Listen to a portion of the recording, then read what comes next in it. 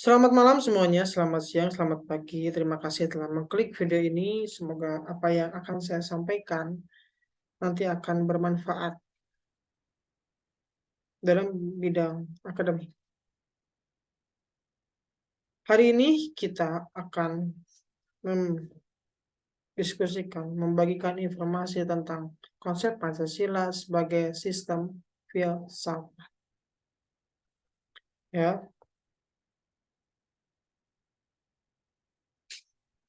Pancasila sebagai sistem filsafat merupakan bahan renungan yang menggugah kesadaran para pendiri negara ini, termasuk Insinyur Soekarno.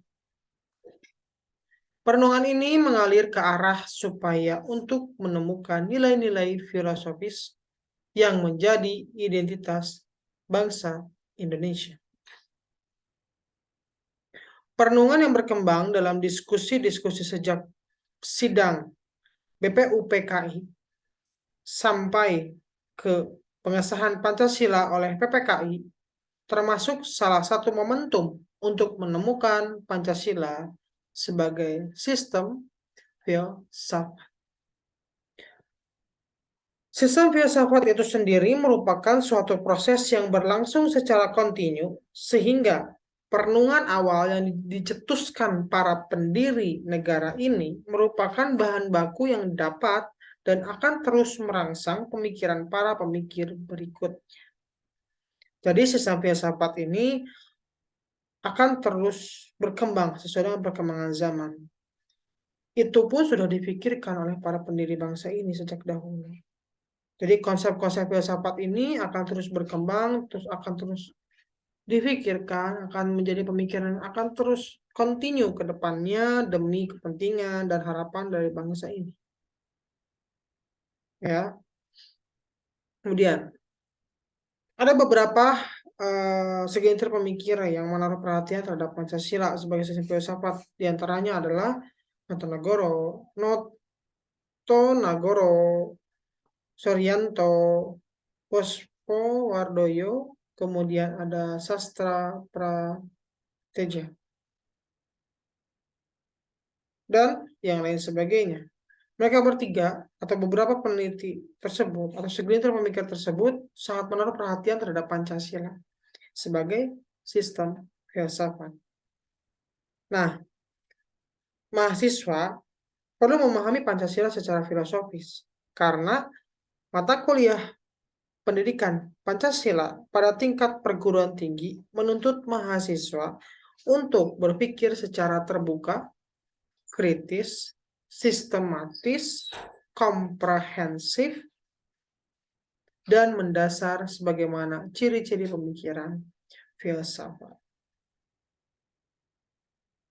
Ya, secara terbuka.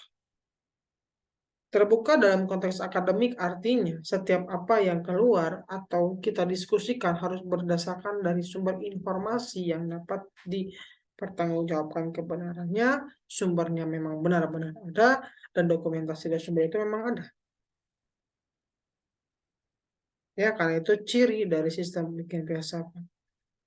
Jadi ketika ingin membahas sesuatu, terutama berhubungan dengan pendidikan Pancasila, semua yang Anda jelaskan harus berdasarkan konteks informasi yang dapat dilihat, ada informasinya, dan dapat dipertanggungjawabkan. Berpikir terbuka juga sangat penting bagi mahasiswa karena dapat membuat mereka untuk melihat berbagai macam pandangan dan sudut pandang yang berbeda. Terkadang, sudut pandang yang berbeda dalam konteks akademik itu membuat bidang ilmu itu menjadi lebih luas, lebih terbuka lagi, lebih berkembang lagi. Dan itu diharapkan dari sifat terbuka dari mahasiswa, terutama setelah melewati sistem pendidikan Pancasila. Kemudian yang diharapkan kembali adalah kritis.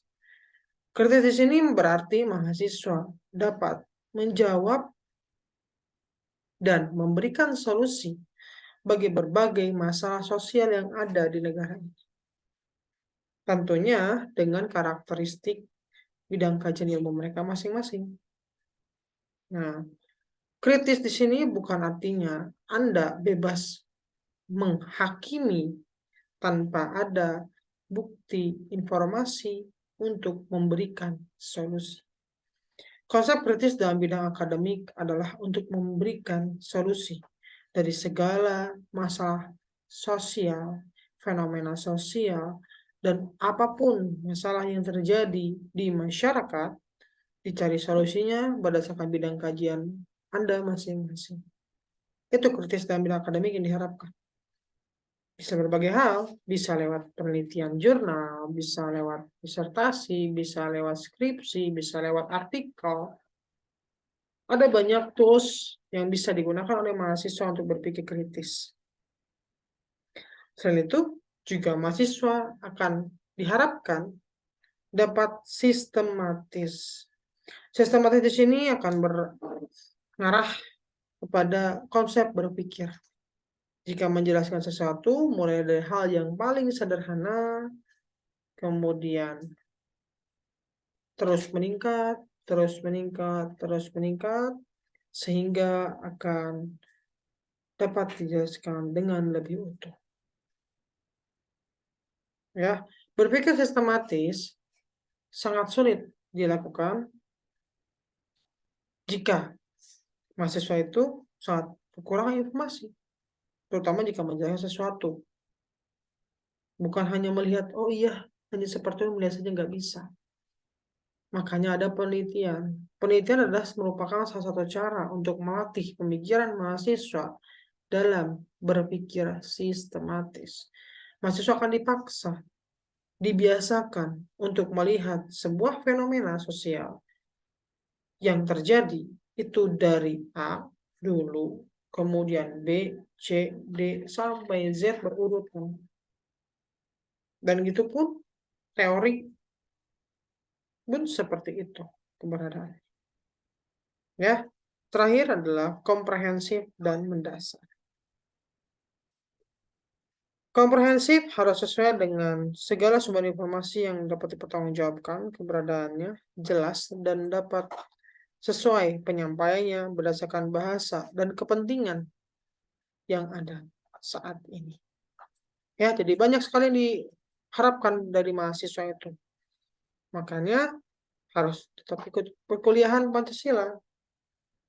Apa jadinya jika nanti mahasiswa itu tidak mengikuti pendidikan Pancasila, maka akan terlihat di akhir perkuliahan dan tidak akan tercapai harapan dari perkuliahan tersebut. Oke, sekarang kita ke filsafat. Filsafat adalah sekumpulan sikap dan kepercayaan terhadap kehidupan dan alam yang biasanya diterima secara tidak kritis, dalam arti informasi. Ya, filsafat adalah suatu proses kritik atau pemikiran terhadap kepercayaan dan sikap yang sangat dijunjung tinggi dalam artian formal. Filsafat adalah usaha untuk mendapatkan gambaran keseluruhan dalam arti komprehensif. Filsafat adalah analisa logis dari bahasa serta penjelasan tentang arti kata dan konsep dalam arti analisis linguistik. Dan filsafat adalah sekumpulan problematik yang langsung mendapat perhatian manusia dan dicarikan jawabannya oleh ahli-ahli filsafat dalam arti aktual dan fundamental. Ya, jadi filsafat itu berkembang, maknanya pun banyak tergantung bagaimana dan dari sudut pandang mana kita ingin menjelaskannya. Ya, selanjutnya kita akan coba menyampaikan tentang ciri berpikir kefilsafatan. Sistem filsafat harus bersifat koheren, artinya berhubungan satu sama lain secara runtut, tidak mengandung pernyataan yang saling bertentangan di dalamnya. Pancasila sebagai sistem filsafat Bagian-bagiannya tidak saling bertentangan, meskipun berbeda, bahkan saling melengkapi, dan tiap bagian mempunyai fungsi dan kedudukannya sendiri. Sesat filsafat harus bersifat menyeluruh, artinya mencakup segala hal dan gejala yang terdapat dalam kehidupan manusia. Pancasila sebagai filsafat hidup bangsa merupakan suatu pola yang dapat mewadahi semua kehidupan dan dinamika masyarakat di Indonesia. Artinya bahwa Pancasila sebagai dasar dari segala perilaku kehidupan bangsa ini sudah terpola, bahkan dapat mewadahi semua bentuk kehidupan di negara ini. Kehidupan sosial tentunya, ya, dan dinamika masyarakat Indonesia. Jadi Pancasila itu sudah dibuat sedemikian rupa agar dapat sesuai dengan karakter dari bangsa ini yang berbeda tapi tetap satu. Ya, jadi filsafat Pancasila bahwa Pancasila memiliki nilai yang sangat luhur dan sangat sistematis serta memiliki harapan yang sangat tinggi untuk mencapai dan mewadahi segala kehidupan dan dinamika masyarakat Indonesia. Sisa filsafat harus bersifat mendasar, artinya suatu bentuk perenungan mendalam yang sampai ke inti mutlak permasalahan sehingga menemukan aspek yang sangat fundamental. Pancasila sebagai sistem filsafat dirumuskan berdasarkan inti mutlak tata kehidupan manusia menghadapi diri sendiri, sesama manusia, dan Tuhan dalam kehidupan bermasyarakat dan bernegara. Ya, jadi sistem filsafat Pancasila itu mengatur bagaimana nanti manusia Indonesia yang hidup di Indonesia secara mutlak menghadapi dirinya sendiri, menghadapi dirinya sesama manusia yang lain, dan menghadapi Tuhan dalam kehidupan bermasyarakat dan bernegara. Jadi ini mengatakan apa ya? Berbicara tentang konsep kehidupan manusia, cara kita menghadapi diri, menghadapi sama manusia, dan memperlakukan diri kita sesuai dengan sila pertama, ya, ketuhanan yang Maha Esa. Jadi di Indonesia ini, apapun konsep dasarnya pasti akan berdasar dari Pancasila itu sendiri. Bermasyarakat, bernegara. Dan tidak bisa kita mengatakan demokrasi tanpa kita melihat Pancasila, karena demokrasi kita itu pasti menginduk pada Pancasila. Demokrasi kita itu tidak bebas-bebasnya, karena dalam Pancasila, demokrasi yang diharapkan dari bangsa ini adalah yang bebas tapi bertanggung jawab berdasarkan dari permusyawaratan rakyat. Yang bermusyawarah justru bukan tawuran, bukan berperang, justru mencari solusi dari masalah bersama-sama sehingga kita bisa mencapai tujuan kita sebagai bangsa yang berdaulat berdasarkan Pancasila. Ya, kemudian sesat filsafat bersifat spekulatif. Artinya, buah pikir hasil perenungan sebagai praanggapan yang menjadi titik awal dan menjadi pola dasar berdasarkan penalaran logis. Ya, Pancasila sebagai dasar negara pada permulaannya merupakan buah pikir dari tokoh-tokoh kenegaraan sehingga suatu pola dasar yang kemudian dibuktikan kebenarannya melalui suatu diskusi dan dialog panjang dalam sidang BPUPKI hingga pengesahan PPKI. Jadi sistem filsafat dalam Pancasila ini merupakan hasil dari buah pikir, gagasan pikir, pemikiran para pendiri bangsa ini dengan logis. Logis itu berdasarkan realitas yang ada. fenomena sosialnya ada, mereka pikirkan baik-baik ke depannya seperti apa, harapan nanti Indonesia itu kayak gimana, sudah mereka pikirkan secara logis.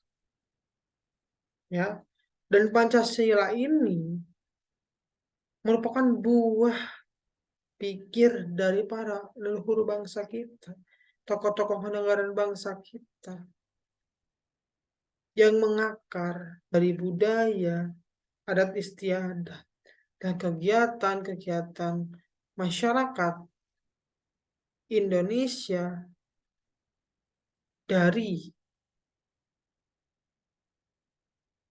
awal kita dilahirkan di negara ini hingga nanti kita dikuburkan pun di negara. Semuanya sudah terpikirkan secara logis, sistematis oleh para pemimpin bangsa ini, oleh para leluhur bangsa ini, oleh para tokoh kenegaraan bangsa ini. Kemudian disahkan di mereka. Fungsi utama Pancasila menjadi dasar negara dan dapat disebut dasar filsafat adalah dasar filsafat hidup kenegaraan atau ideologi negara. Pancasila adalah dasar politik yang mengatur dan mengarahkan segala kegiatan yang berkaitan dengan kehidupan kenegaraan, seperti perundang-undangan, pemerintahan, perekonomian nasional, hidup berbangsa, hubungan warga negara dengan negara, dan hubungan antara sesama warga negara, serta usaha-usaha untuk menciptakan kesejahteraan bersama. Ya, jadi konsep Pancasila ini memayungi segala macam konsep kehidupan di Indonesia. Jadi kalau kita mau ngomongin tentang HAM di Indonesia, ngomongin dulu HAM sesuai dengan Pancasila. Kalau mau ngomongin demokrasi di Indonesia, ngomongin demokrasi sesuai dengan Pancasila. Ngomongin kemanusiaan di Indonesia harus ngomongin kemanusiaan berdasarkan Pancasila. Ngomongin pemerintahan di Indonesia sesuai dengan pemerintahan yang menginduk pada Pancasila. Gitu. Jadi itulah kenapa Indonesia itu memiliki sistem demokrasi yang berbeda karena memang menginduknya Pancasila. HAM-nya pun harusnya menginduk pada Pancasila. Sistem politiknya pun menginduknya harusnya pada Pancasila. Dan memang harus seperti itu. Semua kegiatan pemerintahan juga menginduknya pada Pancasila. Kehidupan politik, berbangsa, bernegara. Di negara ini bahkan hubungan kita dengan negara pun diatur di undang-undang berdasarkan Pancasila. Contohnya adalah identitas negara ini. Kita secara warga negara pun punya identitas yang diatur dan disahkan oleh negara ini untuk melindungi kita sebagai warga negara dan membuktikan kita sebagai warga negara Indonesia. Apa saja? Contohnya ada KTP, ada KK, ada akte kelahiran, dan lain sebagainya. Itu merupakan bukti bahwa semua kegiatan di negara ini berdasarkan Pancasila. Mereka bergerak untuk memberikan keadilan. Dan sebagai identitas negara kita. Sebagai warga negara pun kita punya identitas yang diatur oleh negara ini. Hubungan antara warga negara pun kan diatur di Pancasila. Bagaimana kita harus berhubungan dengan orang lain, bersikap kepada orang lain, apalagi negara kita negara yang sangat banyak sekali suku, bangsa, adat istiadat, agama. Bagaimana cara kita harus bersikap, kita harus sesuai dengan Pancasila.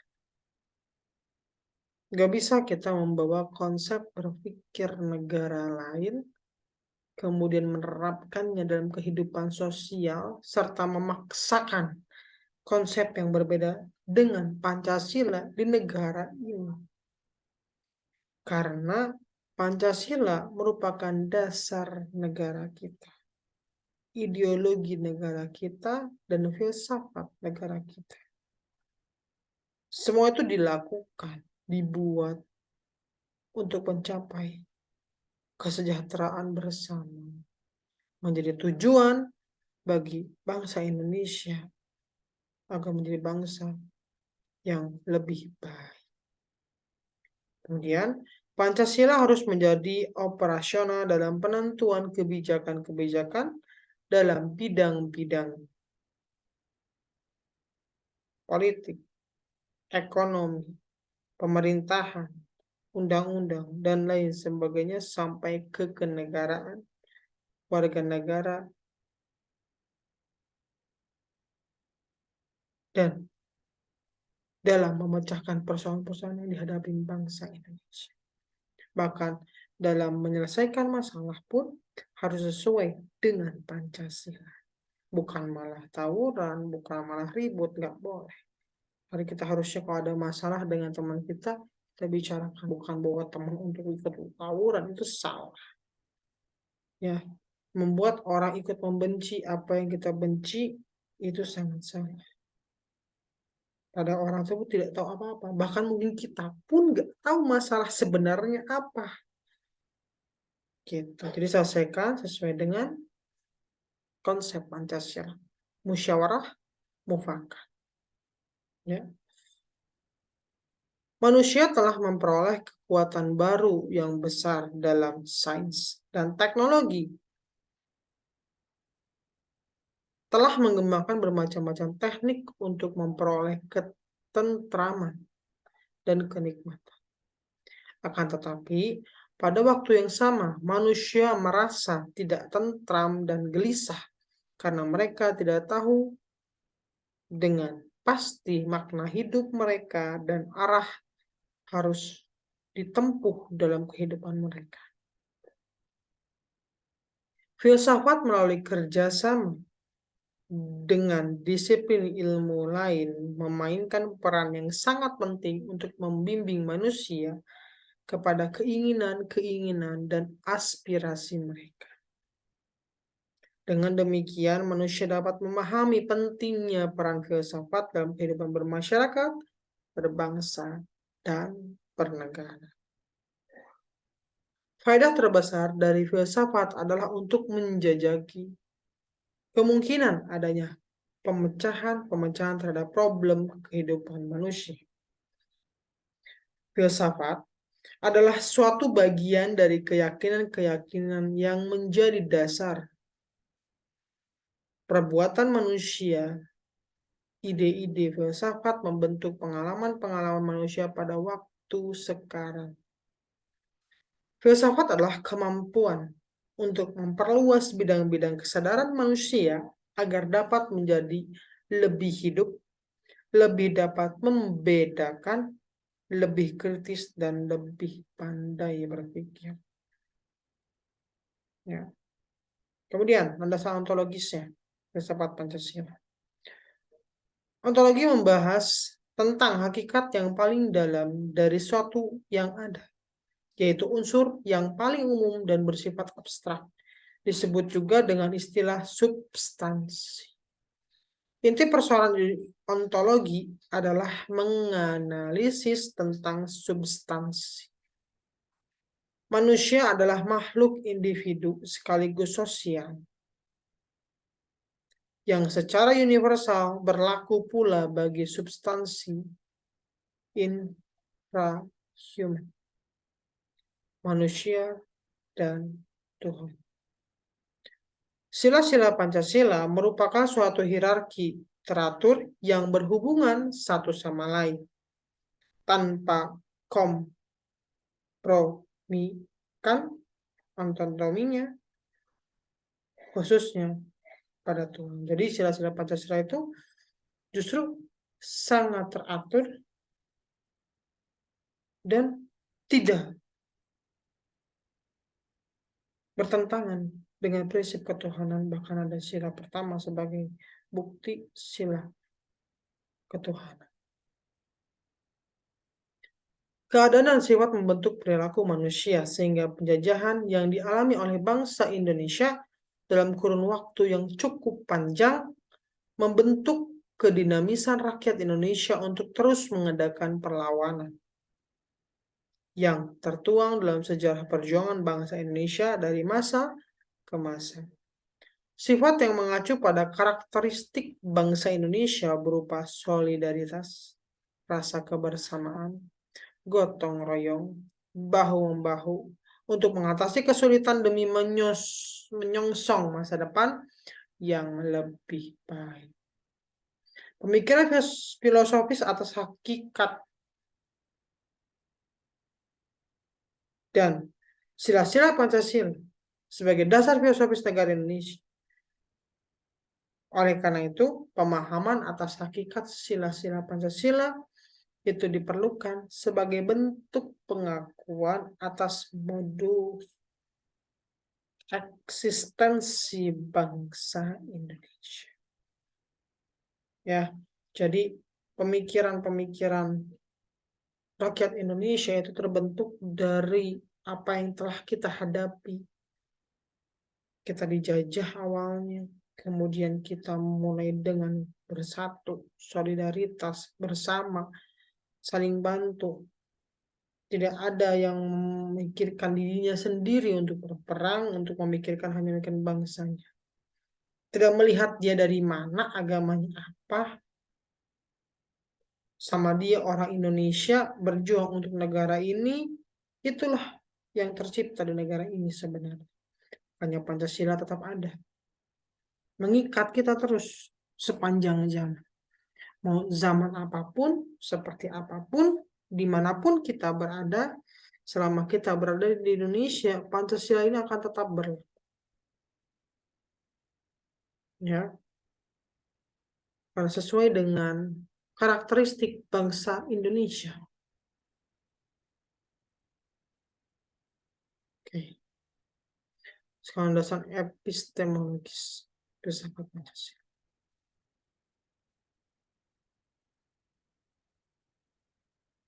Pancasila sebagai bentuk pengalaman dalam kehidupan individu rakyat Indonesia memungkinkan pemahaman yang beragam.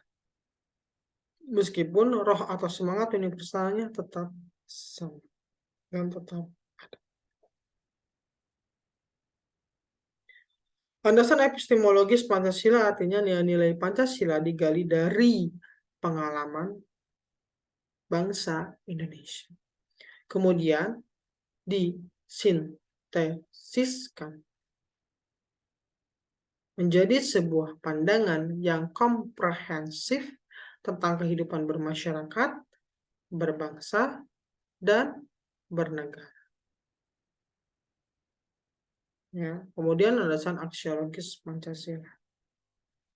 Ya, istilah aksiologis terkait dengan masalah nilai. Nilai itu merupakan kualitas yang tidak real karena nilai itu tidak ada untuk dirinya sendiri. Ia membutuhkan pengemban untuk keberadaan. Jadi nilai itu abstrak, tidak terlihat, tapi dia membutuhkan sesuatu untuk supaya dia bisa terlihat. Ya, dari sikap misalnya, dari perbuatan misalnya gitu. Pancasila sebagai ideologi bangsa Indonesia mengandung berbagai dimensi kehidupan manusia, seperti spiritualitas, kemanusiaan, solidaritas, musyawarah, dan keadilan. Kelima sila Pancasila mengandung dimensi nilai yang tidak terukur sehingga ukuran ilmiah positivistik atas kelima sila Pancasila sama halnya dengan mematikan denyut nadi kehidupan atau memekanisasikan Pancasila. Jadi nilai dari Pancasila itu sangat tidak terukur, tergantung bagaimana penerapannya bagi setiap zaman. Ya, secara dimensi kehidupan manusia, Pancasila akan terus ada dan terus digunakan dan terus sesuai dengan kehidupan bangsa Indonesia. Pancasila merupakan sumber nilai yang memberi aspirasi bagi rakyat Indonesia untuk memahami hidup berbangsa dan bernegara secara utuh. Pancasila sebagai sumber nilai-nilai bagi bangsa Indonesia seharusnya dikembangkan tidak hanya dalam kehidupan bernegara, tetapi juga dalam bidang akademis, sehingga teori ilmiah yang diterapkan dalam kehidupan bermasyarakat Indonesia berorientasi pada nilai-nilai Pancasila tersebut. Dunia akademis tidak berkembang dalam ruang hampa nilai, sebab semangat akademis harus berisikan nilai spiritualitas untuk mengunggah kesadaran tentang pentingnya keyakinan kepada Sang Pencipta sebagai pendorong dan pembangkit motivasi kegiatan ilmiah yang ada. Ya. Jadi Pancasila itu dibawa ke konteks akademik karena memang sangat sesuai, bahkan dengan adanya Pancasila dalam konteks akademik Indonesia ini membuat pentingnya dalam memotivasi semua kegiatan ilmiah, terutama di Indonesia. Ya. Dan lain sebagainya. Ya. Sisanya tinggal kalian baca di modul. Terima kasih telah mengikuti perkuliahan hari ini. Semoga apa yang saya sampaikan dapat bermanfaat. Kurang lebihnya saya mohon maaf. Semua yang saya sampaikan ini hanya untuk contoh perkuliahan, jadi tidak ada satupun niat untuk menghancurkan atau menghina pihak-pihak tertentu. Ya, semoga mahasiswa yang mendengar video ini dapat menjadi mahasiswa yang sesuai dengan harapan dari pendidikan Pancasila dan harapan dari para pencipta dari Pancasila serta tokoh-tokoh negara yang menciptakan Pancasila. Karena bagaimanapun kalianlah nanti yang akan menggantikan para tokoh-tokoh saat ini untuk menjalankan kehidupan berbangsa dan bernegara di negara ini, apapun bentuk bidang kalian nanti. Terima kasih semuanya. Saya tutup. Assalamualaikum warahmatullahi wabarakatuh.